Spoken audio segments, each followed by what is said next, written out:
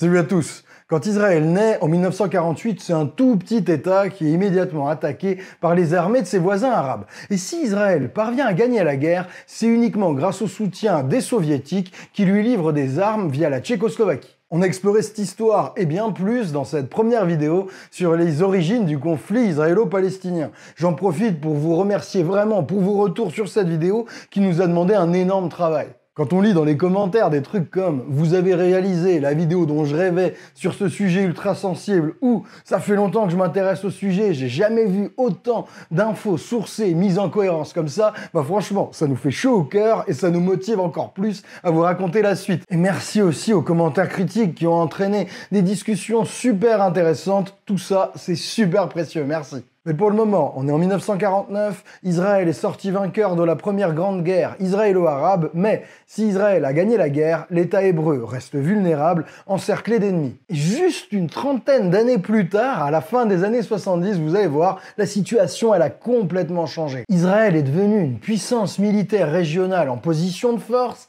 qui possède l'arme atomique, qui est alliée à la plus grande superpuissance mondiale, les États-Unis, et qui a même réussi à faire la paix avec son voisin le plus dangereux, l'Égypte. C'est cet énorme bouleversement qu'on veut raconter aujourd'hui.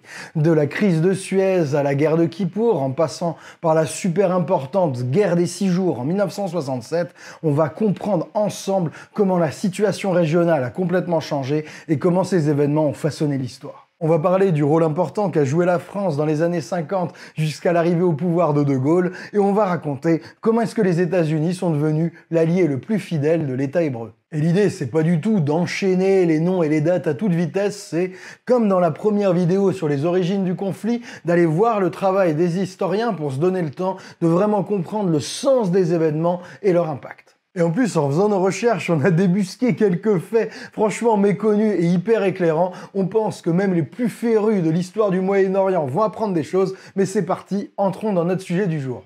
Juste avant ça, un petit mot pour vous dire que la vidéo que vous allez voir, elle est passée en accès libre depuis notre site Osons Comprendre. En ce moment, on est dans la dernière ligne droite d'une campagne de financement qu'on a lancée en juin parce que notre situation financière était mauvaise. Si vous voulez nous soutenir dans notre travail, c'est le moment pour le faire. L'idéal pour nous, c'est que vous preniez un abonnement annuel, mais même un abonnement de quelques mois, ça nous aide énormément. Chaque soutien compte. Et en plus, vous pourrez découvrir le travail qu'on fait depuis 5 ans sur notre site Osons Comprendre avec plus de 100 vidéos, dont notamment la suite de cette série sur le conflit israélo-palestinien. Nous, on a vraiment besoin de votre soutien pour pouvoir continuer à vous informer en prenant le temps d'aller creuser le fond des choses. Je vous en dirai 2 mots de plus à la fin de cette vidéo, mais pour l'instant, je vous laisse avec un personnage essentiel de cette histoire du conflit israélo-palestinien. Pourtant, ce personnage, il est ni israélien, ni palestinien, il est égyptien, c'est Gamal Abdel Nasser.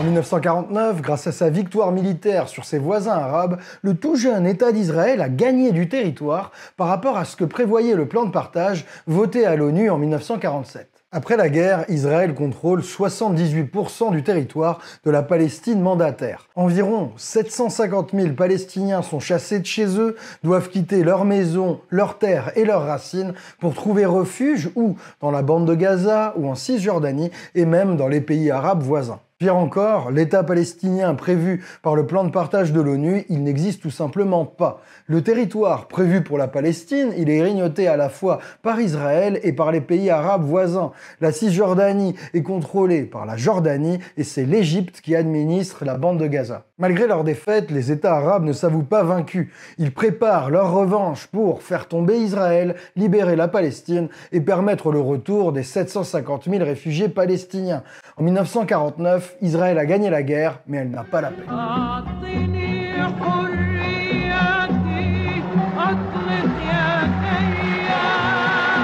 Dans les années 50-60, le champion du monde arabe, c'est incontestablement Nasser, le dirigeant de l'Égypte. En 1952, la vieille monarchie égyptienne est renversée par un putsch du mouvement des officiers libres. Ce mouvement de militaires progressistes a été fondé par un jeune lieutenant-colonel. Il s'appelle Gamal Abdel Nasser. En 1954, il deviendra président de la République arabe d'Égypte. L'ambition de Nasser, c'est de développer économiquement l'Égypte avec une politique d'inspiration socialiste. Mais, pour y parvenir, il doit d'abord se débarrasser de l'ombre britannique.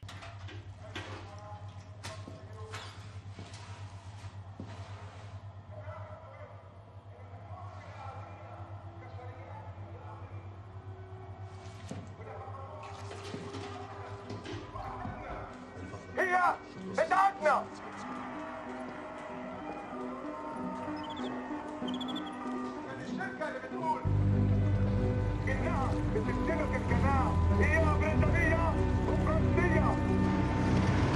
أنا بقول لهم إنهم مش بيملكوها، هم سرقوها.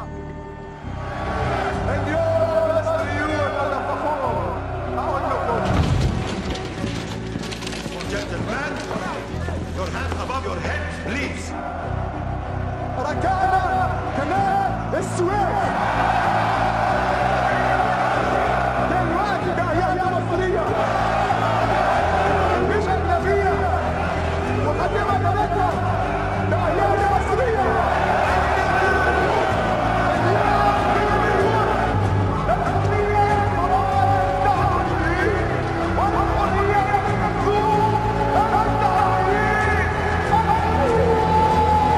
En juillet 1956, Nasser décide de nationaliser le consortium franco-britannique qui contrôle le canal de Suez. Bon, vous imaginez bien que les Français et les Anglais, ils ont peu goûté cette nationalisation du canal. Déjà à l'époque, le canal, ça voulait dire de très gros revenus. Mais c'était surtout la grande route maritime qui contrôlait le commerce avec l'Asie et l'accès au pétrole du Golfe Persique. Hors de question de laisser l'Égypte contrôler un point de passage aussi stratégique du commerce mondial. This is a matter of life and death to us all. Les Israéliens aussi, ils en veulent à Nasser. Il a interdit à leurs navires la circulation dans le canal de Suez et dans le golfe d'Aqaba. À la fin octobre 1956, les armées israéliennes, françaises et anglaises se coordonnent et attaquent l'Égypte. Ils prennent rapidement l'avantage militaire, Israël occupe même pour la première fois Gaza. Nasser est alors à deux doigts de perdre son pari, mais c'est sans compter sur les deux géants de la guerre froide qui vont changer le cours de l'histoire. Les États-Unis et l'Union soviétique ordonnent aux Européens et aux Israéliens de se retirer d'Égypte. Pour prévenir tout risque d'agression, une force de l'ONU s'installe dans le Sinaï. Pour l'anecdote, vous avez là la première mission des Casques Bleus, la force d'intervention internationale de l'ONU. Cette crise de Suez de 56, elle arrive juste après la débâcle des armées françaises en Indochine en 54. Elle marque donc la fin de toutes les ambitions militaires des puissances impériales françaises et britanniques qui pourtant dominaient le monde depuis des siècles. Le dénouement de Suez, c'est l'avènement d'un nouvel ordre international où les boss incontestés sont les deux ennemis de la guerre froide, l'Union soviétique et les États-Unis. Israël retiendra d'ailleurs la leçon, dorénavant hors de question de se lancer dans une offensive militaire sans avoir l'accord préalable des États-Unis. Autre conséquence majeure de cette crise de Suez, c'est que Nasser, il sort auréolé d'un énorme prestige à la fois dans le monde arabe et dans ce qu'on commence à appeler le tiers-monde. Parce qu'ok, il a connu une défaite militaire, mais il a gagné une bataille diplomatique. Il a su jouer habilement de sa neutralité entre les États-Unis et l'Union soviétique pour obtenir le droit de nationaliser le canal. Les revenus générés par ce transit maritime iront dorénavant à la jeune République arabe d'Égypte. Mais Nasser, il voit plus loin que l'Égypte. Il a un rêve, il se voit en père d'un grand État arabe unifié et modernisateur. Si Nasser ne parvient pas à convaincre les royaumes hachémites d'Irak et de Jordanie, la Syrie, elle, se montre bien plus favorable à cette idée panarabiste. Alors que le pays est empêtré dans une série de coups d'État, l'armée syrienne demande officiellement le rattachement de la Syrie à l'Égypte. Le 1er février 1958, la République arabe unie, issue de la fusion entre les deux États, est proclamée. Cette RAU inclut même brièvement le Yémen, alors en pleine guerre civile. Mais le rêve de Nasser, il se heurte rapidement à la réalité. La Syrie, lassée par une administration trop égyptienne et mal adaptée, reprend son indépendance en 1961 et met fin au projet panarabe. Cependant, malgré sa relative courte durée, le rêve de Nasser de fédérer ensemble toutes les populations arabes a marqué les opinions publiques. فكر عبد الناصر كان لابد أن يصنع هذه الأسطورة في العالم العربي لأنه كان يؤمن بأن العالم العربي كله واحد وبيؤمن بالوحدة العربية وبيؤمن بالقومية العربية وبالتالي هو يفتح المجال لأي مواطن في أي عالم عربي في أي بلد عربي لأن يعتبره زعيمه Grâce à la radio qui se démocratise de plus en plus, les discours de Nasser, qui durent parfois des heures, sont écoutés partout dans le monde arabe. Ces discours sont de véritables événements politiques et il ne manque jamais de mentionner à chaque fois la libération de la Palestine et le retour des réfugiés palestiniens.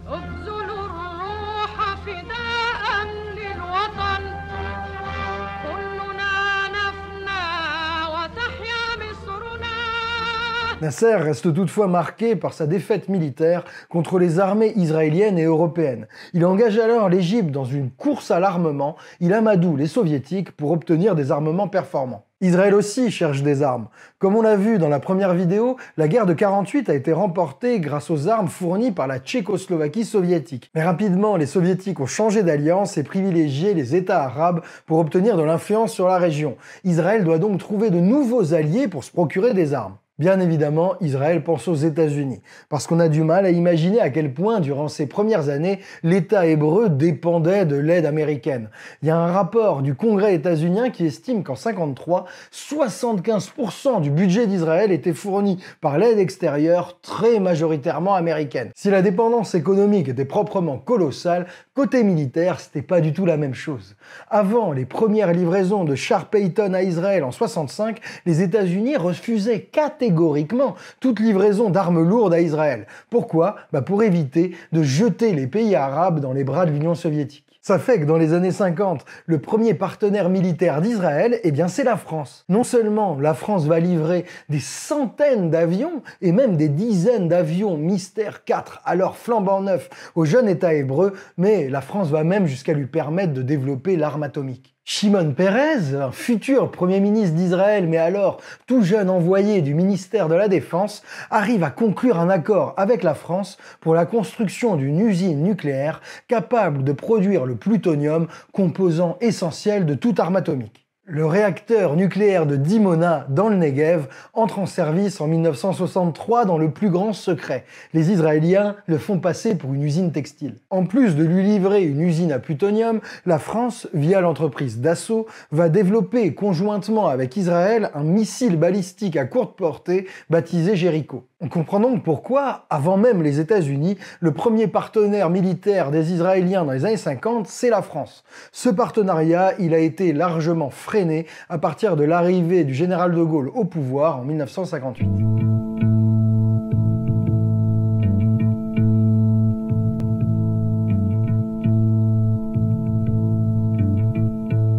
Cette course à l'armement, elle s'accompagne de nombreux accrochages aux frontières entre Israël et les pays voisins. Les batailles aériennes entre Mystère israélien et MiG égyptiens ou syriens sont fréquentes.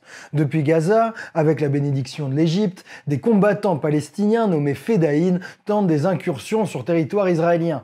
Depuis la Syrie, c'est fréquemment des bombardements qui touchent des kibbutzim au nord d'Israël. En Jordanie aussi, des incursions de Fedaïn tuent civils comme militaires israéliens. C'est pourquoi, en représailles, Israël décide de s'attaquer à des villages frontaliers en Syrie ou en Jordanie. En 1953, lors de l'une de ces opérations de représailles, l'armée israélienne attaque de nuit le village cisjordanien de Kibia, tuant à l'occasion entre 60 et 70 civils palestiniens, majoritairement des femmes et des enfants. À la tête de ce massacre, le futur Premier ministre Ariel Sharon, qui a alors seulement 25 ans. Sympa. Côté égyptien, l'hostilité à Israël a été nourrie par l'antisémitisme et le recyclage d'anciens nazis. Il y a d'autres pays qui ont recyclé d'anciens dignitaires nazis, comme les États-Unis, l'URSS ou encore l'Argentine. Mais en Égypte, d'anciens nazis ont intégré la police, l'armée et les institutions de propagande anti-Israël. Un exemple avec deux anciens propagandistes nazis de Goebbels, Alfred Zingler et Johann von Leers, qui ont été renommés Mahmoud Saleh et Omar Amin quand ils ont été recrutés par les Égyptiens. L'instrument central du Troisième Reich est la radio, qui propage chaque jour l'idéologie nazie en Afrique du Nord et au Moyen-Orient dans la langue locale. L'un des animateurs vedettes est le grand moufti de Jérusalem. Tous les musulmans savent que les Juifs attaquèrent le prophète et ne cessèrent de lui nuire. C'est pourquoi le Coran dit « Tu verras que les plus hostiles aux croyants sont les Juifs ». Ils ont bossé pour le département égyptien pour l'information et ont contribué à la création de l'Institut pour l'étude du sionisme, un institut farouchement antisémite qui a notamment traduit et diffusé dans le monde arabe le best-seller antisémite, le Protocole des sages de Sion. Retour maintenant en 67 où après de nombreuses escarmouches aux frontières, la tension est à son comble. Nasser, qui à ce moment-là cherche à ne pas perdre la face dans l'escalade verbale à laquelle se donnent les dirigeants des pays arabes, demande à l'ONU de retirer ses casques bleus du Sinaï. Même si le dirigeant égyptien n'avait, semble-t-il, aucun désir immédiat d'attaquer, Israël interprète ce retrait comme le signe d'une guerre imminente. Faut quand même dire que Nasser multiplie les déclarations annonçant la destruction prochaine de l'État hébreu. Israël va donc se tourner vers les États-Unis pour chercher leur bénédiction afin de frapper en premier et de prévenir toute invasion. Le 31 mai, les Américains donnent leur feu vert et le 5 juin au matin, Israël exécute un plan prévu de longue date, une attaque aérienne surprise à basse altitude pour neutraliser au sol l'aviation égyptienne. En seulement 2 heures, 309 des 370 avions que possède l'Égypte sont détruits. Les pistes aériennes sont également hors d'usage, grâce à une bombe anti-piste, la bombe Durandal, développée pour l'occasion par le français Matra. Cocorico. Une fois l'aviation égyptienne laminée, Israël peut conquérir facilement le Sinaï et Gaza. La Jordanie n'offre que peu de résistance face à l'aviation et au napalm israélien. Jérusalem-Est et l'ensemble de la Cisjordanie sont conquis le 7 juin. La Syrie, elle, résiste mieux. Mais, une fois l'Égypte et la Jordanie neutralisées, Israël va pouvoir concentrer toutes ses forces aériennes et toute son infanterie sur le front nord. L'armée syrienne sur le recul craint un encerclement de Damas. Elle décide alors d'abandonner le plateau du Golan pour protéger la capitale. Pour l'Union soviétique, la chute de Damas est inenvisageable. Avec les États-Unis, ils imposent le 10 juin un cessez-le-feu qui mettra fin à cette guerre des 6 jours.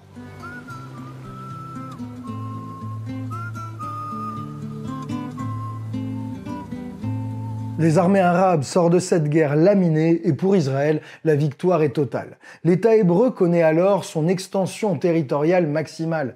Israël prend le Sinaï à l'Égypte, le plateau du Golan à la Syrie et surtout contrôle maintenant l'intégralité de la Palestine mandataire. Gaza, la Cisjordanie et Jérusalem-Est sont maintenant sous contrôle israélien.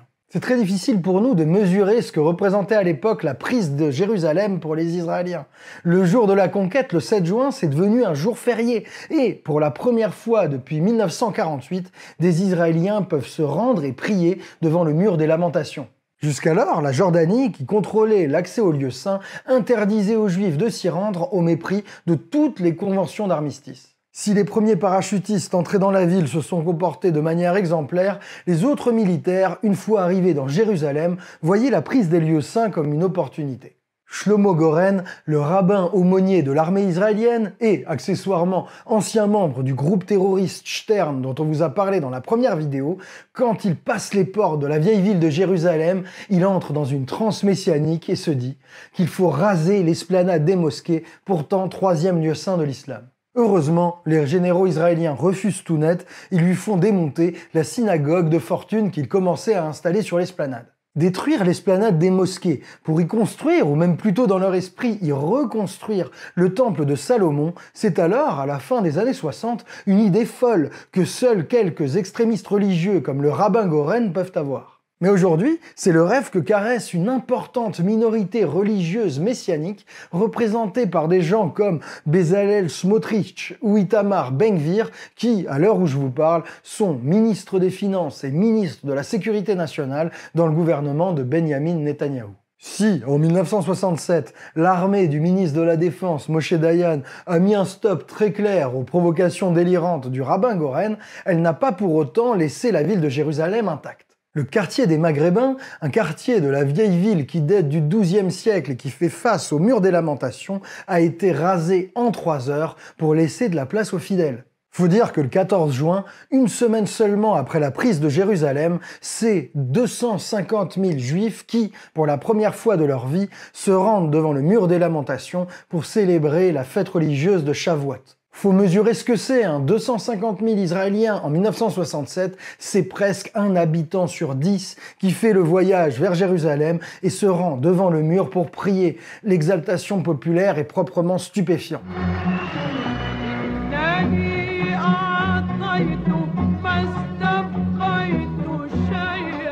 Si la conquête éclair de 67 a galvanisé la société israélienne, elle a profondément choqué les belligérants arabes, en commençant par l'Égypte. Scotché par la débâcle militaire, Nasser présente sa démission.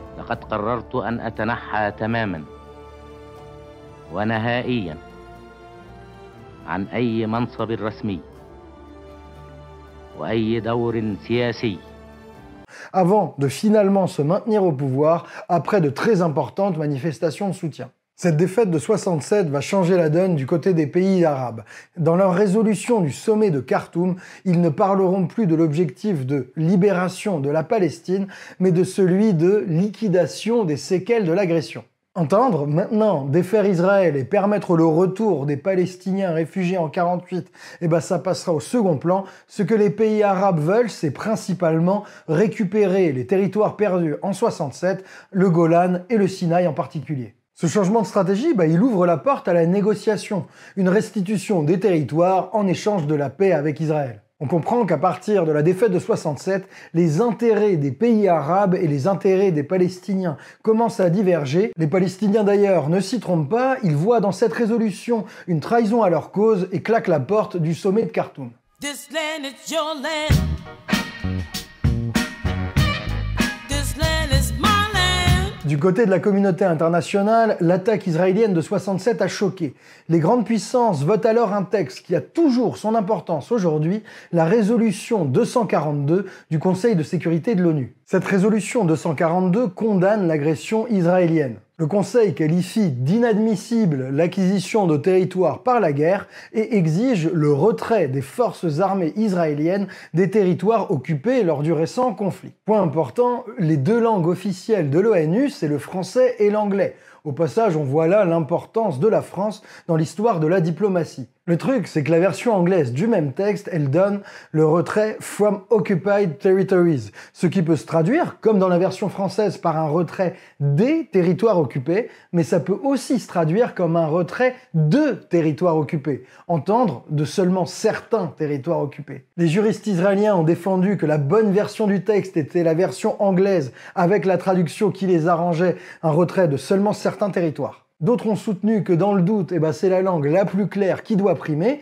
ici le français, mais bien entendu, comme toujours, le droit c'est un enjeu de lutte, et le propre de la langue diplomatique c'est souvent de trouver des formulations qui ménagent la chèvre et le chou. Dans tous les cas, la version française de cette résolution de l'ONU demande bien à Israël de se retirer du Sinaï égyptien, du Golan syrien et de toutes les parties de l'ancienne Palestine mandataire qu'elle occupe illégalement, la Cisjordanie, Jérusalem-Est et la bande de Gaza. Si l'ONU condamne, peu de pression est mise effectivement sur Israël qui, à partir de 67, administre ses territoires occupés. C'est l'Égypte de Nasser qui a le plus perdu avec cette défaite de 67. En perdant le Sinaï, elle n'a pas perdu qu'un désert. Elle a aussi perdu les revenus tirés du canal de Suez qui, depuis 67, est fermé à la circulation. Pour préparer sa deuxième revanche, Nasser a besoin de temps et surtout d'armes. Il se tourne une nouvelle fois vers l'Union soviétique qui lui fournit les avions, les chars et surtout les missiles anti-aériens dont il a besoin.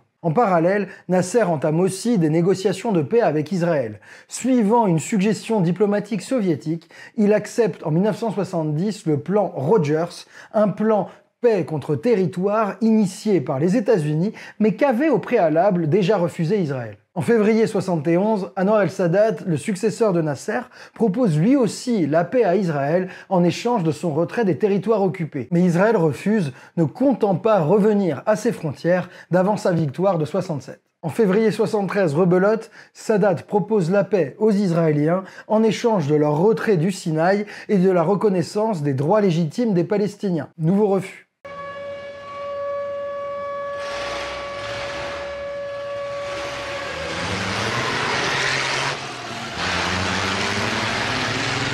Malgré ces quelques tentatives de rapprochement, la solution militaire gagne du terrain chez les Égyptiens. C'est par la force qu'on va récupérer les territoires perdus. Dès le printemps 1973, la Syrie et l'Égypte commencent à préparer une attaque conjointe contre Israël. L'idée est de frapper le jour de Kippour, quand toute la société israélienne est en famille, pour célébrer cette fête juive. La Syrie et l'Égypte préparent leur opération minutieusement et font tout pour la garder secrète. Les Israéliens sont pourtant avertis de la possibilité d'une attaque imminente. D'abord par le roi Hussein de Jordanie, qui n'était pas entièrement dans la confidence entre la Syrie et l'Égypte, et surtout par leur informateur haut placé dans le pouvoir égyptien, Ashraf Marwan, dit l'ange du Mossad ou le gendre, parce qu'il se trouve qu'il était marié avec l'une des filles de Nasser. Ouais, le gendre de Nasser était un espion israélien. Seulement, un peu par arrogance, un peu par négligence, Israël ne tient pas compte de ces avertissements et se retrouve pris au dépourvu quand, le 6 octobre à 14h, les armées égyptiennes et syriennes attaquent simultanément les positions israéliennes sur le Sinaï et sur le Golan. En quelques heures, le canal de Suez est franchi et l'armée syrienne prend position dans le Golan. Le coup est rude pour Israël qui ne s'avoue toutefois pas vaincu. Petit à petit, Tsahal parvient à stopper puis à repousser la colonne syrienne sur le Golan. Et c'était pas une mince affaire puisqu'entre-temps, l'armée syrienne a reçu l'appui de certaines troupes irakiennes et jordaniennes et a reçu le ravitaillement d'armes venant des soviétiques. Dans le Sinaï, c'est plusieurs erreurs tactiques de Sadat qui ont permis à Israël, soutenu par le ravitaillement américain, de renverser la vapeur, de repasser le canal pour contourner et prendre à revers les forces égyptiennes. Le commandant israélien du front sud à ce moment-là, c'est Ariel Sharon, notre massacreur de Kibia. Grâce à ses manœuvres audacieuses, il parvient à faire pencher la victoire côté israélien et devient un héros de guerre. Israël a donc réussi à se relever après le coup initial et menace à présent à la fois Damas et le Caire. Les Américains et les Soviétiques décident de négocier un cessez-le-feu qui est demandé officiellement par l'ONU le 22 octobre. Pour s'assurer de l'arrêt des combats, on envoie sur place des casques bleus et des observateurs internationaux. Pour les pays arabes, depuis plusieurs semaines maintenant, le pétrole est devenu une arme, un instrument de dissuasion et de pression sur les grandes puissances. Cette nouvelle défaite arabe de 1973, elle va changer la donne régionale et internationale pour longtemps. D'abord, la guerre de Kippour a joué un rôle clé dans le déclenchement du premier choc pétrolier. C'est pour faire pression sur Israël et ses alliés américains que les pays arabes, membres de l'OPEP, ont décidé unilatéralement d'augmenter les prix du baril et de diminuer les exportations. Et ce, jusqu'à ce que les territoires occupés par Israël en 1967 soient libérés et que le peuple palestinien soit rétabli dans ses droits. Cette utilisation de l'arme du pétrole par les pays arabes producteurs, l'Irak et l'Arabie Saoudite en tête, a eu des conséquences qui ont dépassé largement le cadre de ce conflit moyen-oriental. Crise économique, chômage, bouleversement du modèle des 30 Glorieuses. Si cette question vous intéresse, on vous recommande chaudement cette vidéo où on explore toutes les conséquences inattendues de ce premier choc pétrolier. Autre conséquence majeure de la guerre de Kippour, on pouvait s'y attendre, les pays arabes défaits sortent très affaiblis de ce conflit.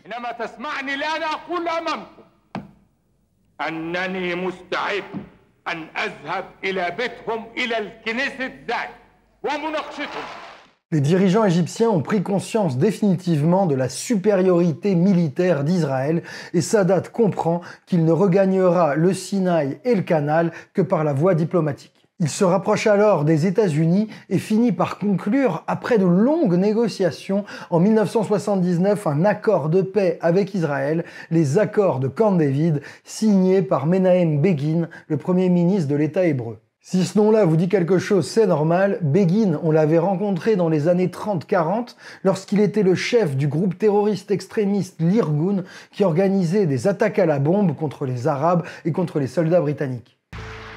When we first arrived at Camp David, the first thing upon which we agreed was to ask the people of the world to pray that our negotiations would be successful.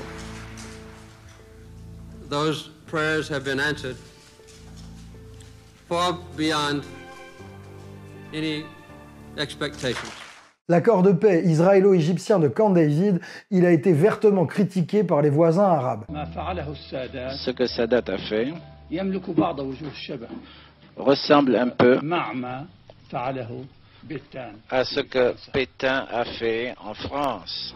Les Palestiniens et les Jordaniens se sentent abandonnés, Sadat les ayant complètement lâchés pour ne négocier que la restitution du Sinaï. Les États membres de la Ligue arabe gèlent leurs relations avec l'Égypte, le siège de la Ligue est transféré depuis le Caire vers Tunis et les pays du Golfe suspendent leur aide économique. L'Égypte, plus isolée que jamais, se tourne toujours plus vers les États-Unis. En contrepartie des accords de Camp David, l'Israël doit démanteler les quelques colonies qu'elle avait établies dans le Sinaï pour restituer ce territoire à l'Égypte. Mais, à ce prix, l'accord signé en 1979 a permis à Israël de neutraliser, jusqu'à aujourd'hui, l'Égypte, son plus puissant voisin et plus dangereux ennemi potentiel. La Syrie, elle, sort très affaiblie de cette guerre du Kippour.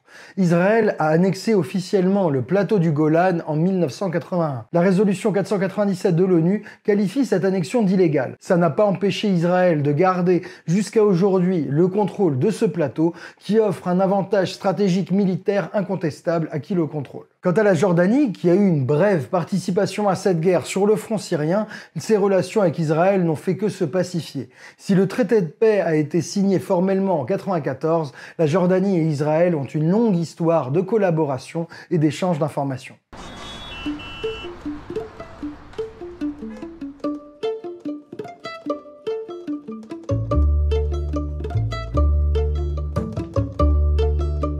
Après 1973, il est clair qu'Israël est trop fort pour ses voisins.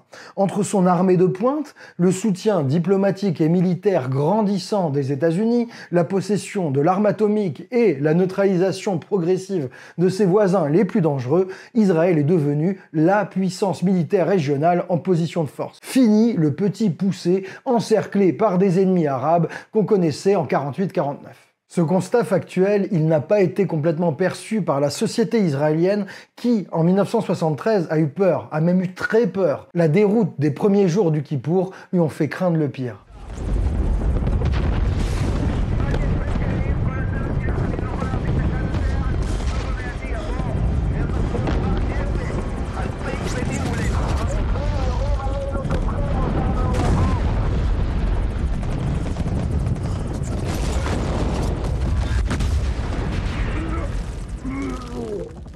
Si, vu d'aujourd'hui, l'attitude peut sembler un peu paradoxale, il faut bien comprendre que l'État d'Israël est un État géographiquement minuscule, ce qui, militairement, a des impacts stratégiques considérables. Pour un petit pays comme Israël, une seule défaite militaire importante peut signifier la défaite dans la guerre. Si les armées ennemies pénètrent sur le territoire israélien, elles peuvent, en quelques heures, prendre les villes principales, prendre la capitale et forcer la capitulation. הסורים עוד דקה על גב הרכס. משם זהו. הם על האוטוסטרדה לירושלים, בדרך לאמא שלי. בדרך לאמא שלך. לאמא שלך. לאמא שלך. Ces contraintes, elles expliquent la stratégie militaire de l'État d'Israël qu'on retrouve depuis des décennies et qu'on voit encore à l'œuvre aujourd'hui. Frapper le plus possible en premier et sur le territoire de l'ennemi et disposer d'une armée de réservistes mobilisables hyper rapidement pour défendre le territoire. La doctrine en vogue à l'époque en Israël, c'est qu'on ne laisse rien sans riposte parce que la dissuasion d'Israël est à ce prix. Pourquoi ? Parce que le pays est tout petit, parce qu'il est entouré d'ennemis. Là, c'est une synthèse de l'essentiel, mais je vous recommande chaudement les vidéos de la chaîne YouTube de stratégie militaire Perun, dont une que cette chaîne a consacrée à la défense israélienne, où on comprend tous les enjeux d'un pays tout petit, où la capitale est aussi proche des frontières. Si vous parlez anglais et que vous aimez les vidéos de geeks sur la défense, je vous recommande chaudement sa chaîne. Vous apprendrez aussi plein de trucs sur la guerre entre la Russie et l'Ukraine. Après les sueurs froides de 1973, la course à l'armement d'Israël atteint des sommets.